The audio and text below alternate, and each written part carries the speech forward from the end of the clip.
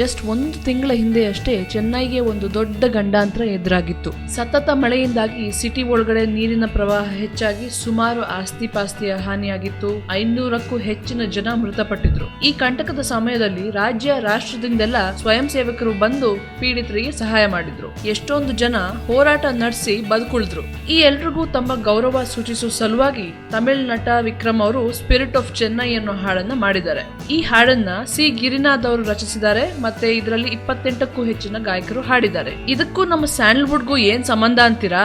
ಒಂದು ಅಂದ್ರೆ ನಮ್ಮ ಕರ್ನಾಟಕದಿಂದ ಆ ಟೈಮಲ್ಲಿ ತುಂಬಾ ಸಹಾಯ ಮಾಡಿ ಕನ್ನಡಿಗರು ತಮ್ಮ ದೊಡ್ಡ ಮನಸ್ಸನ್ನ ಮೆರೆದಿದ್ರು. ಹಾಗಾಗಿ ಈ ಹಾಡು ಕರ್ನಾಟಕದ ಜನತೆಗೂ ಕೂಡ ಡೆಡಿಕೇಟೆಡ್ ಆಗಿದೆ. ಆದ್ರೆ ಪ್ರಮುಖವಾಗಿ ನಾನು ಈ ವಿಷಯ ಇಲ್ಲೇ ಹೇಳ್ತಿರೋ ಕಾರಣ ಏನಂದ್ರೆ, ವಿಕ್ರಮ್ ರವರ ವಿನಂತಿ ಮೇರೆಗೆ ನಮ್ಮ ಅಪ್ಪು ಪುನೀತ್ ರಾಜ್ಕುಮಾರ್ ಮತ್ತೆ ರಾಕಿಂಗ್ ಸ್ಟಾರ್ ಯಶ್ ರವರು ಈ ಹಾಡಿಗೆ ತಮ್ಮ ಸಪೋರ್ಟ್ ಸೂಚಿಸಕ್ಕೆ ಒಪ್ಪಿದ್ದಾರೆ. ಈ ಇಬ್ರು ನಟರ ಹೊರತಾಗಿ ಹಲವಾರು ತಮಿಳ್, ತೆಲುಗು ಮತ್ತೆ ಮಲಯಾಳಂ ಚಿತ್ರರಂಗದ ನಟರನ್ನ ವಿಕ್ರಮ್ ಅವರು ಈ ಪ್ರಾಜೆಕ್ಟ್ ನಲ್ಲಿ ಟ್ಯಾಗ್ ಮಾಡ್ಕೊಂಡಿದ್ದಾರೆ. ಹಾಡಿನ ಅಫಿಷಿಯಲ್ ವಿಡಿಯೋದಲ್ಲಿ ಈ ಎಲ್ಲಾ ಕಲಾವಿದರು ಕಾಣಿಸ್ಕೊಳ್ತಾರಂತೆ. ಅಫಿಷಿಯಲ್ ವಿಡಿಯೋ ಇನ್ನು ಬರ್ಬೇಕಷ್ಟೇ, ಬಟ್ ಈ ಹಾಡಿನ ಒಂದು ಸ್ಯಾಂಪಲ್ ನಿಮ್ಗೋಸ್ಕರ.